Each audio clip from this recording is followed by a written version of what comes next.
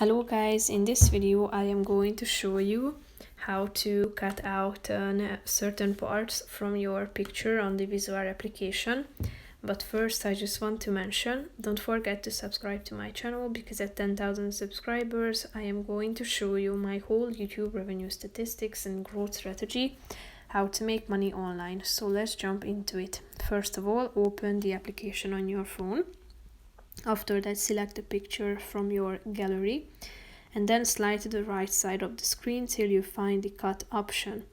Here, if you tap on the cut area button, you should select that area that you want to cut out.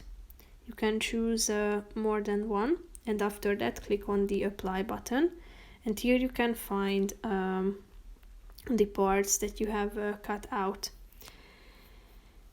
You can also use the magic function so that it will cut out for you automatically. That's pretty much it for this video, guys. See you in the next one. Bye bye.